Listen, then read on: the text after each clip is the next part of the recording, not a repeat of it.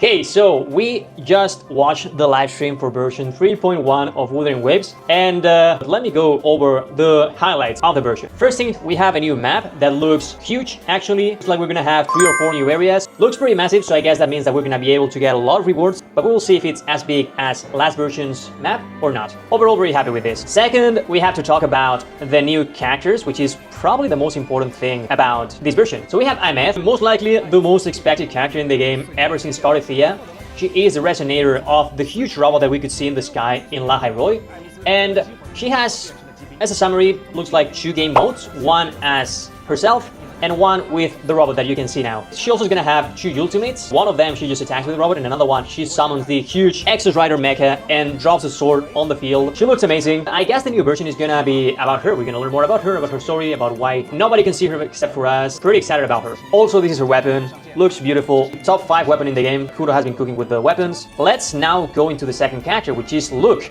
We had already seen a bit about Aemeath, but Luke, this is our first look at him. See what I did there? Luke is gonna be a Gauntlet Spectral character. From what we have in the eco sets and seeing that Sanhua comes in his banner too, he looks like he's gonna be a main DPS based on normal attacks. His animations look pretty freaking amazing, but something tells me that he's gonna be skipped. Just like every character that has come with Karithia or Ginshi, so we will see.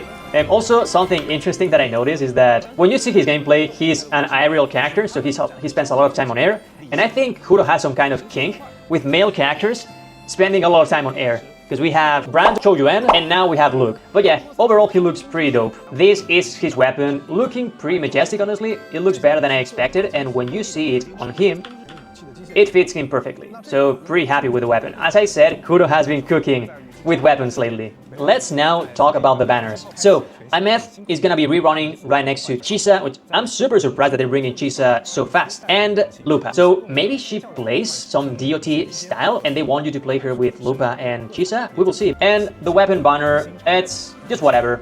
Not bad, but because you have Cadencing here, but the other two weapons are not that great. On the second part, it's gonna be Luke rerunning with only Galrena. So this time we get 3 reruns on the first side and 2 reruns on the second side. For those of you who don't have a good fusion DPS, you have 2 options here. Galrena on the second side and Aemeath on the first side. So good for you guys. About the events, I'm not gonna get that much into them, but we have here kind of a enjoy free time with other characters in the game, which could be pretty cute. You can play card games with them, you can make cocktails for them, etc, etc. So interesting. Let's see how fun it is. Now, another thing that surprised me is the new outfits for the rovers. Guys, I'm gonna be completely honest with you here. I don't like the outfit that much. It's not terrible, but I don't think it changes that much from the original one. Let me know in the comments what you think about the new outfit. To finish the events, we're gonna get the same login event as always, so 5 promotional pools and 5 standard banner pools. But besides that, to celebrate the Chinese New Year, they're giving us 10 more pools on February 17th. Okay guys, I saw after the live stream that there's more information about the event of spending money to get stuff,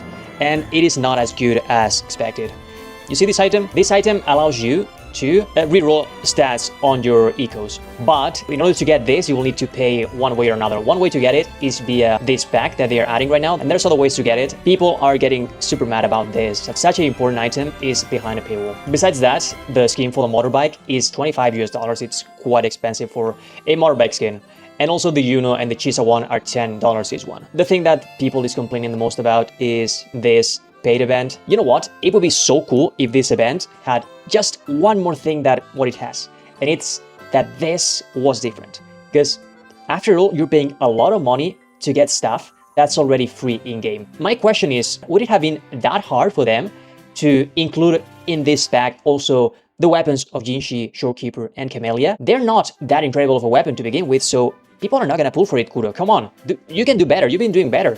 Why do you now suddenly put this honestly pretty bad paid event? With only that small of a change, I think it would be worth it, but this has turned me off quite a bit. And lastly, I want to talk about the optimizations to the ecos. It's something that a lot of people have been demanding for so long, but they're not that amazing. They're good, but they could be better. So the first one is that now you can change the main stat of the ecos in batch instead of going one by one, but it doesn't change that much. But the big change is in here. You can choose which eco set you want to get by using the ecos that you have discarded. The bad thing is that you can only use this 10 times per week.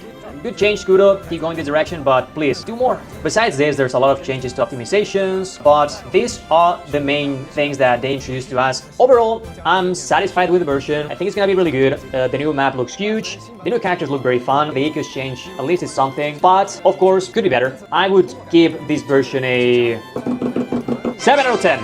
Maybe 8. Pretty solid for being a 3.1 version, not a 3.0. So yeah, let me guys know in the comments what you think about this new version, if you are excited, if you're gonna pull for the new characters, and yep, see you next time. Bye bye.